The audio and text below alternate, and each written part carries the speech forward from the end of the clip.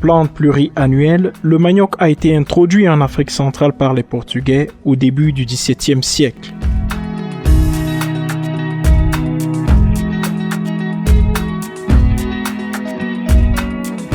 Au nombre de ses bienfaits, les nutritionnistes disent que le manioc est riche en glucides, ne contient pas de gluten, est digestible et rassasiant. À ce titre, il est actuellement la base de l'alimentation de nombreux pays africains. Selon qu'on soit au Bénin, au Congo, en RDC, au Cameroun, en Côte d'Ivoire ou en Madagascar, on entendra parler de gari, de sakasaka, de foufou, de watafoufou, d'atieke ou de ravitoto. Les principaux nutriments contenus dans le manioc sont les glucides, le magnésium, le potassium et la vitamine C. La farine de manioc est un aliment très riche en fécule qui contient 75% d'amidon et de sucre, mais est pauvre en protéines, soit 2%. Au contraire, les feuilles de manioc contiennent 7% de leur poids frais en protéines.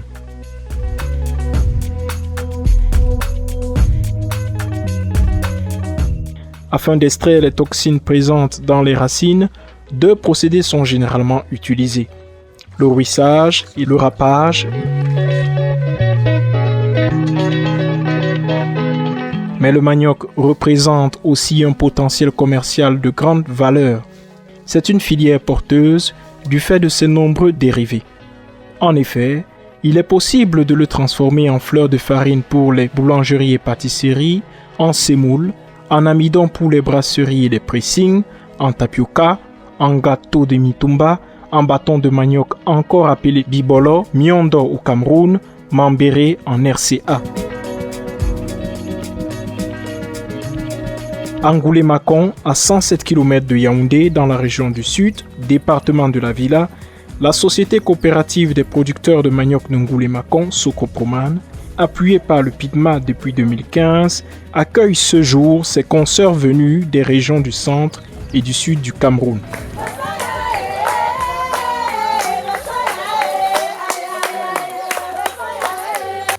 Il s'agit pour cette coopérative créée le 3 mai 2013 et regroupant 13 sections coopératives, 1050 membres, dont 600 femmes, de partager son expérience avec ses hôtes, elle qui a cultivé 180 hectares de manioc en 2018. Nous avons donc choisi la filière manioc qui connaît tous les problèmes, mais nous sommes déterminés à réussir. Nous avons déjà eu le financement auprès d'une microfinance qui nous a accordé un crédit ajouté à ce que le PIDMA nous a donné. Donc notre but pour 2019, c'est de mettre dans le marché les produits de la Sokoproman.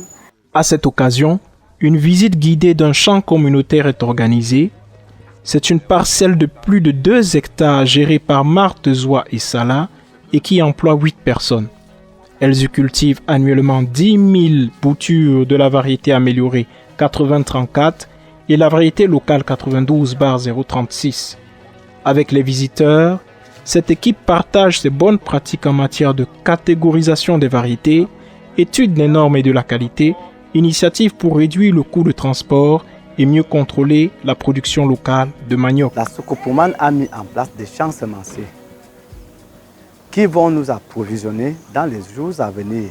Même si le PIDMA arrive à partir aujourd'hui, nous sommes très loin d'avoir un problème au niveau de la semence, de la variété améliorée. Par ailleurs, ils nous ont aussi donné des recommandations de vulgariser la variété locale. Tel est l'exemple du petit champ d'un producteur que nous avions eu à visiter aujourd'hui. Le deuxième temps fort de la journée a été le passage dans une unité de transformation et de commercialisation de manioc de la Sokoproman.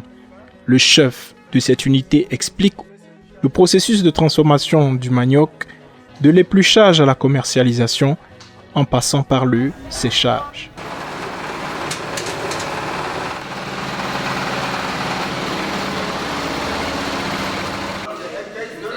Il fait visiter la section de stockage, la chambre dite chaude, où sont conditionnés les produits et la salle des machines. Il en profite pour présenter aux participants, en immersion dans l'usine, plusieurs sous-produits destinés à la vente locale à des quantités modestes.